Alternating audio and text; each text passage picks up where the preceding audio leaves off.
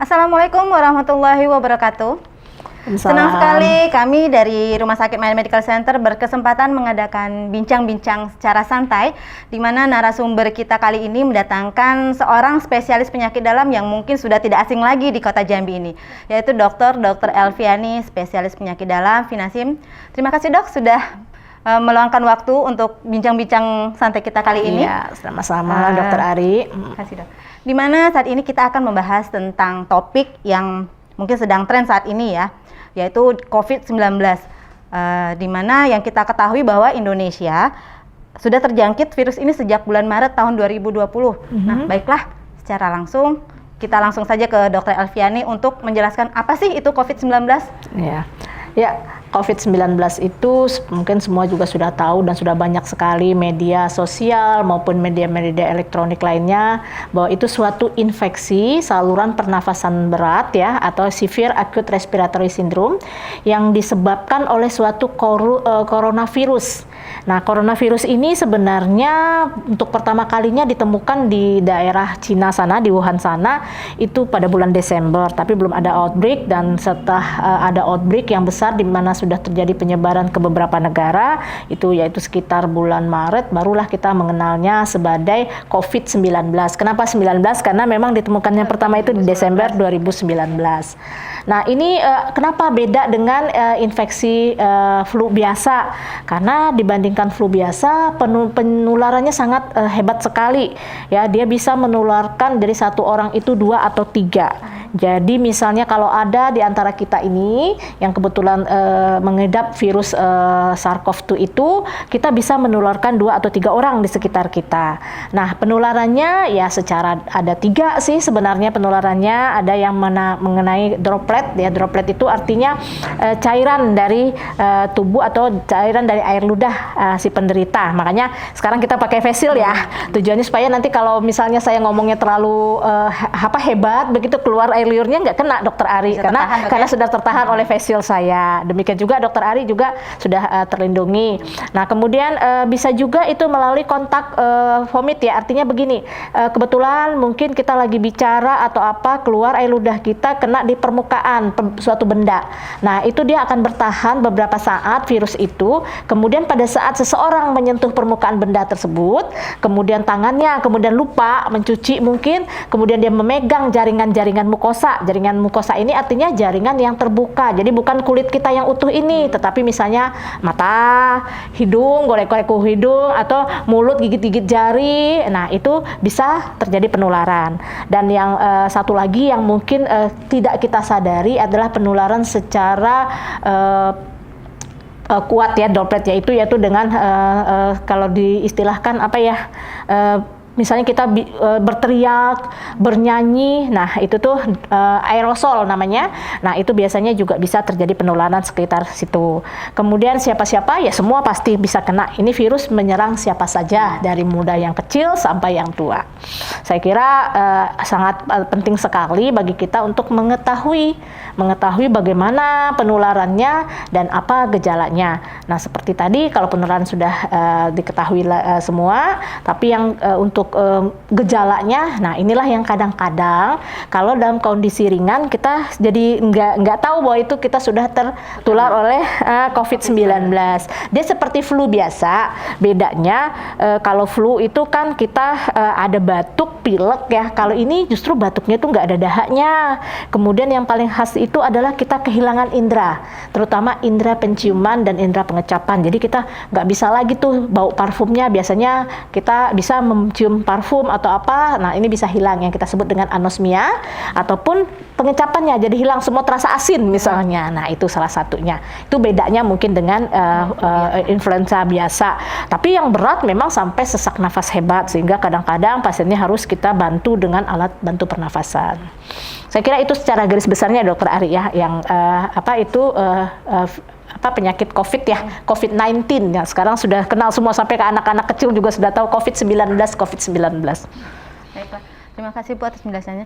Ini banyak juga sih Bu sebenarnya COVID-19 ini mungkin sudah banyak orang mengetahui tentang COVID-19, cuman pemahaman masing-masing orang itu kadang berbeda-beda, apalagi dari awal mungkin waktu awal kejangkit, mungkin kita terlalu takut dengan penyakit ini. Tapi lama kelamaan sekarang orang sudah seperti pada resisten seperti udah kebal, ya? udah malas, kayak malas pakai masker, malas pokoknya udah yang namanya ibu bisa lihat sendiri di luar sana kan udah pada aktivitas, udah pada rame, udah pada nggak peduli. Itu gimana sih cara meyakinkan orang-orang, apalagi terutama ibu misal menghadapi pasien itu, kadang kan mereka ngeyel nih, bilang kalau misal takutnya curiga ke arah COVID, cuma mereka nggak mau masih denial, menolak kalau mereka tuh COVID gitu. Gimana cara pemahaman ibu atau memberikan pengertian kepada pasien tersebut? Ya, jadi sebenarnya kan tadi saya bilang COVID itu seperti juga influenza biasa. Cuman kalau sudah ada keluhan-keluhan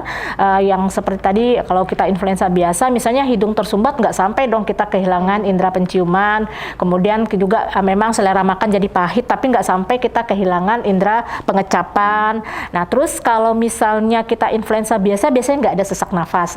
Nah, ini akan ada sesak nafas. Nah, biasanya kita kalau pada pasien-pasien yang kita curigai seperti itu, kita lihat saturasinya. Jadi di rumah sakit ada teknik namanya pemeriksaan saturasi oksigen, oximetri.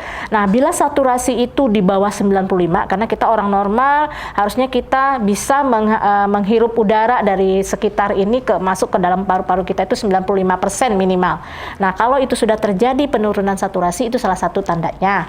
Terus yang kedua, biasanya juga kita akan lakukan pemeriksaan-pemeriksaan kalau di rumah sakit ya, termasuk biasanya yang paling sederhana adalah kita melakukan pemeriksaan awalnya sebagai screening adalah rapid test. Tapi kalau rapid testnya negatif bukan berarti tidak menderita, karena kalau rapid testnya ternyata negatif tapi klinisnya ada seperti yang saya bilang tadi, kita tetap harus ke diagnostik yang paling penting, yaitu ya diagnostik yang sudah pasti, yaitu dengan tes PCR namanya ya, dengan mengambil sampel cairan di hidung dan di daerah orofaring. Nah, terus kalau seandainya kita juga bisa mencurigai dengan melakukan ronsen torak. Nah, di mana biasanya gambarannya hampir sama dengan pneumonia biasa, tapi itu akan mengalami perburukan dengan cepat. Biasanya kita di rumah sakit akan melakukan namanya ronsen serial. Mungkin 2 atau 3 hari kemudian kita ulangi lagi, dan bila ada perburukan itu sudah menunjukkan bahwa itu adanya infeksi karena SARS-CoV-2 ini. Baik Dokter Elvi, ini juga ada pertanyaan yang masuk nih. Mungkin kurang lebih sudah dijelaskan dengan Dokter Elvi ya nih tadi ya. Cuman mungkin ini lebih paham lagi nih, supaya lebih dipahami dengan orang-orang awam terutama. Ini manakah yang lebih rentan terinfeksi coronavirus? Apakah orang yang lebih tua atau orang lebih muda? Kadang kan orang yang lebih muda tuh ngerasa aku sehat, aku nggak mungkin terkena COVID gitu.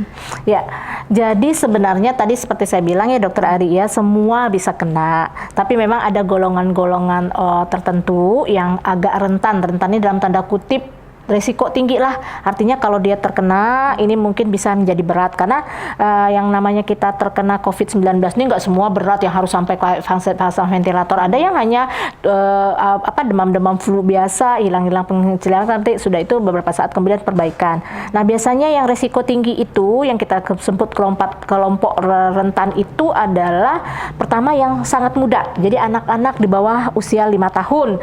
Jadi mungkin untuk ibu-ibu yang punya anak-anak bayi, balita ya, sebaiknya menahan diri dulu bawa anak-anaknya kerumunan, membawa anak-anaknya jalan-jalan ke mall. Nah, ditahan-tahan dulu nih ya. Nah, karena mereka ini punya imun yang belum sempurna, karena mereka masih tahap pertumbuhan. Nah, yang kedua kelompok yang sudah sangat tua, rentan, manula ya, yang di atas 60 tahun. Kenapa? Karena memang secara alamiahnya tubuh kita pun sudah mengalami pemunduran, termasuk imunitas kita. Nah, orang-orang tua ini juga termasuk kelompok yang rentan. Jadi mungkin kalau nenek-nenek nggak mungkin lah ya kita bawa ke mall, biasa juga nggak mau lah gitu nenek-nenek ya. Cuman permasalahannya adalah kitanya mungkin habis dari mall atau dari kerumunan, terus kita pulang ke rumah, kita nggak ganti baju, terus peluk-peluk tuh si nenek, si kakek ya. Nah, mereka akhirnya tertular dari kitanya. Terus yang ketiga adalah orang-orang walaupun masih usianya muda tapi punya penyakit tertentu yang kita sebut dengan komorbid. Nah, penyakit-penyakit komorbid itu akan menurunkan imun. Siapa contohnya? orang-orang diabetes, dengan penyakit kronis hipertensi, dengan penyakit kronis seperti yang dapat obat-obat rutin seperti imunokompromis, atau orang-orang yang memang gangguan imunitas benar ya, seperti ada pasien-pasien TB, pasien-pasien HIV. Nah, itu adalah kelompok-kelompok yang rentan. Jadi kalau ditanya apakah orang muda seperti Dokter Ari ini bisa nggak? Ya bisa aja. Karena kenapa? Kita nggak tahu imun kita ini selalu stabilkah atau tidak. Karena ada suatu saat kita punya daya tahan tubuh tidak baik.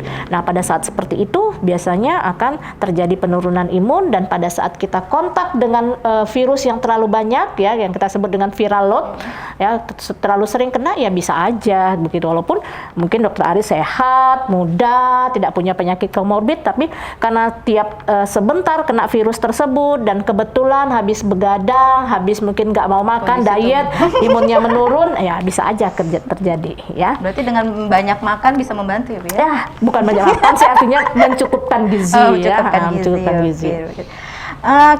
Dan satu lagi, kalau misal sudah terkena COVID ini, apakah masih bisa terkena lagi untuk selanjutnya, Bu? Karena kan orang-orang aku udah terkena COVID, pasti udah punya antibodi nih. Gitu. Ya, nah tadi saya bilang, ini kan adalah penyakit yang virusnya sampai saat ini masih dipelajari, masih diteliti, karena tingkah polanya belum diketahui secara luas dan secara pasti seperti virus-virus influenza. Artinya, seseorang yang sudah pernah terkena virus COVID ini, memang dalam tubuhnya sudah membentuk antibodi. Cuman kan kita tidak bisa mengukur antibodi itu berapa lama bisa bertahan, seberapa besar antibodi yang dihasilkan. Karena kalau secara umum sih harusnya secara teorinya seseorang yang sudah terinfeksi kemudian tubuhnya membentuk antibodi, begitu dia terinfeksi lagi tubuhnya akan merespon dengan cepat. Tapi bukan berarti respon yang cepat itu menyebabkan dia tidak bisa terkena lagi. Bisa aja mungkin imunnya tidak cukup, sementara virus yang datang lebih besar bisa terkena lagi. Jadi saran saya, misalnya bagi yang sudah sembuh, alhamdulillah sembuh dari penyakit ini, tetap melaksanakan protokol kesehatan. Jadi tetap harus waspada ya, Bu ya, jangan istilahnya menyepelekan ya, Bu ya. Nah, ini ada lagi nih, kalau misal ini kan kita otomatis semuanya kan kita lewat online nih, Bu. Ya. Belanja juga lewat online gitu kan. Nah, kalau misal aman nggak sih kira-kira kalau kita menerima barang-barang terutama dari Cina yang sumber virusnya ini? Sebenarnya kan tadi saya bilang memang bisa virus itu di permukaan, tapi punya umur di sana. Jadi artinya virus itu paling bisa bertahan itu sampai 5 hari ya. Jadi artinya kalau kita menerima barang-barang tetap waspada bahwa bisa saja yang membawa tadi tiba-tiba bersin atau tiba-tiba batuk kemudian terpercik ke permukaan benda itu. Nah, tapi kita dengan mencuci dengan sabun, jadi setelah kita pegang itu paketnya kita buka. Nah, terus jangan pegang-pegang mulut dulu, jangan pegang-pegang mata dulu ya, cuci tangan dulu baru. Jadi artinya selama memang kita selalu waspada, selalu ingat untuk jangan menyentuh bagian mukosa, insya Allah aman. Insya Allah aman. Amin, mudah-mudahan. Kalau misalnya nih dalam satu keluarga ternyata terkena COVID nih, apakah memang perlu diisolasi di rumah sakit atau di tempat isolasi, ataukah cukup di rumah saja? Ya, jadi ini sebenarnya sih kalau cara teorinya orang yang sudah terinfeksi harusnya kan mengisolasi diri ya, tidak berkontak dengan siapapun.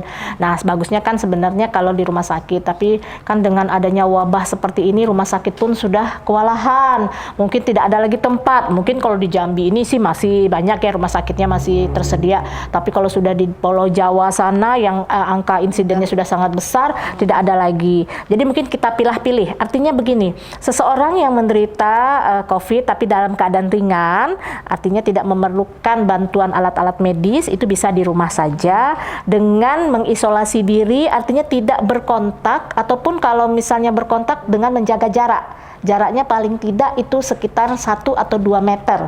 Jadi terus memakai masker supaya dia tidak mendroplet permukaan-permukaan, sering-sering membersihkan permukaan-permukaan benda, mengganti sarung bantal, termasuk juga kalau ada yang membersihkan bibinya dikasihlah alat pelindung diri, pakai masker, biasanya bisa, tidak ada masalah. Kemudian juga pengobatan untuk virus ini adalah meningkatkan imun. Jadi dengan nutrisi yang baik, kemudian berjemur, berolahraga, nah menjaga protokol kesehatan, insya Allah nggak apa-apa, harus bisa dilakukan isolasi di rumah. Nah pada kondisi misalnya setelah timbul sesak atau tadi saturasi, saya bilang saturasinya menurun, mungkin membutuhkan bantuan-bantuan medis, oksigen atau apa, barulah dirawat di rumah sakit.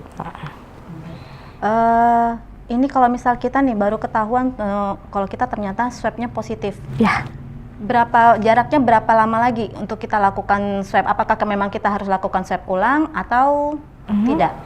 Jadi kalau pasien biasanya kita punya protokol di rumah sakit, karena ini juga menyangkut keterbatasan dari pemeriksaan tersebut. Kita biasanya lakukan seminggu sekali. Artinya begini, dalam waktu misalnya nih kan kita punya masa inkubasi 7 hari, kemudian virus itu sendiri berlangsung infeksiusnya selama 14 hari, tapi bisa sampai 35 hari. Jadi biasanya selagi masih positif kita akan swab terus. Tapi sekarang memang ada beberapa protokol yang karena memang keterbatasan dalam pemeriksaan, itu dikatakan bahwa kalau sudah lewat 14 hari dan itu pasiennya baik-baik saja, itu boleh tidak dilakukan lagi swab, tetapi tetap harus menjaga protokol kesehatan tadi ya. Jadi artinya ya kita tidak tahu bahwa apakah 14 hari itu masih bisa menularkan atau tidak, tapi sebaiknya tetap menjaga diri.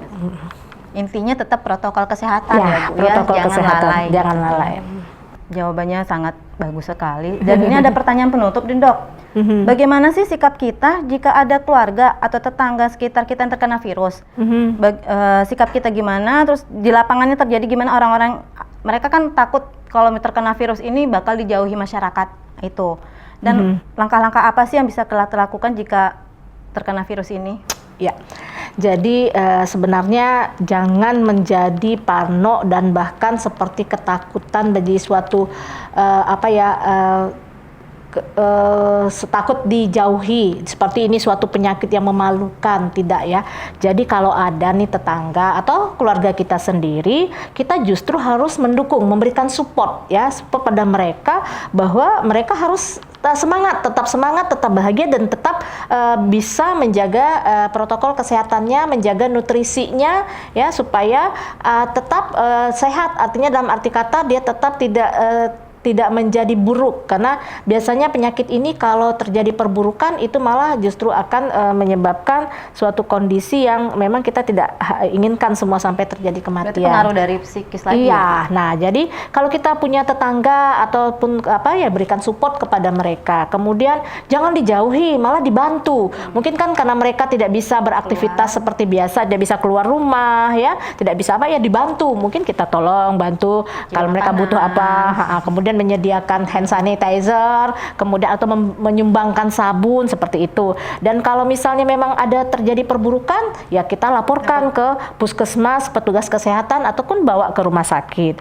Dan di rumah sakit sendiri ya, ini saya juga ada beberapa seperti ada dalam tanda kutip nih masyarakat kita, saya nggak mau, dia telepon saya terus saya nggak mau ke rumah sakit Dok, malah nanti di rumah sakit saya jadi tambah sakit. Nah ini salah sekali, karena sebenarnya rumah sakit itulah tempat yang kita untuk memastikan penyakit kita sendiri, dan di rumah sakit sendiri sudah siap dengan protokol seperti yang saya sekarang praktek ya di rumah sakit MMC itu, Maya Medical Center itu sudah menerapkan bagaimana dari mulai pendaftaran pasiennya tidak boleh bergerombol, tidak boleh rame, kemudian sudah ada cuci tangan di sana, kemudian juga kalau Bapak Ibu kebetulan tidak bawa masker sudah disediakan masker, kemudian menunggu dengan jarak yang berjauhan, jarak 1-2 meter, kemudian juga dokter melayaninya dengan juga menjaga jarak. Jadi menurut saya jangan jadi takut ke rumah sakit hanya gara-gara dapat informasi yang tidak jelas. Dan sekarang juga rumah sakit sudah menerapkan beberapa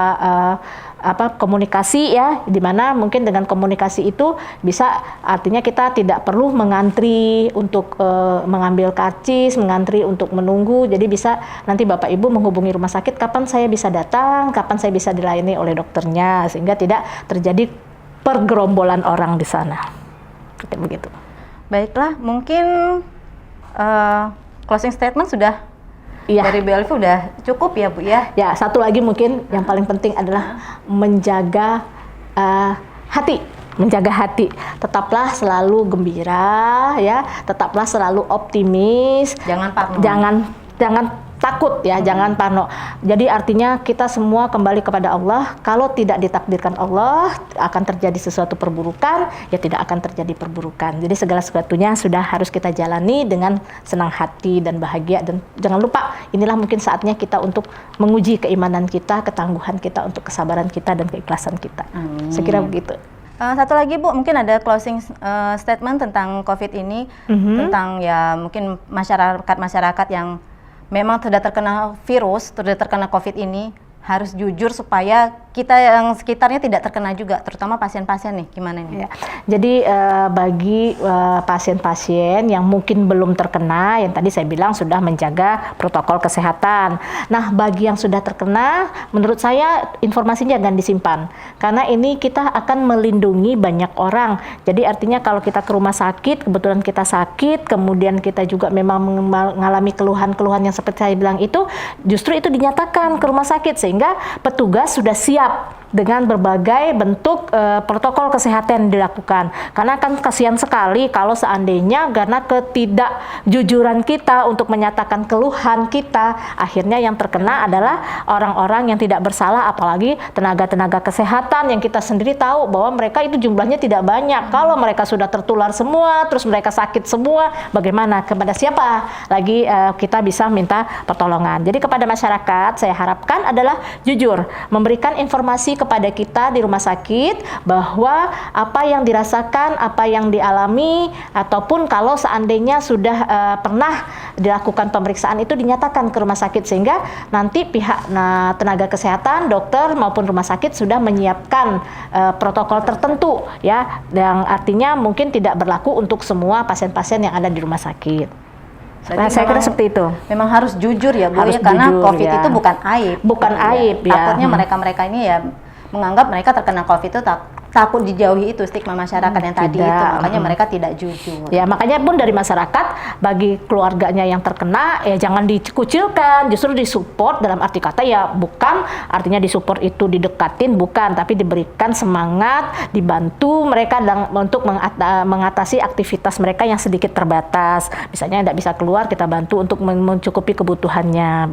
Cuma 14 hari sampai 35 hari kan tidak masalah. Berarti pendekatan psikologis ya Bu ya, ke teman-teman yang lain atau ke masyarakat. Iya. Sekian bincang-bincang santai dari Rumah Sakit Mayang Medical Center. Lain waktu kita akan mengadakan bincang-bincang santai lagi dengan topik yang menarik lainnya, dengan dokter spesialis-spesialis lain tentunya. Dan untuk slogan kali ini, kejujuran Anda menyelamatkan kita semua. Assalamualaikum warahmatullahi wabarakatuh.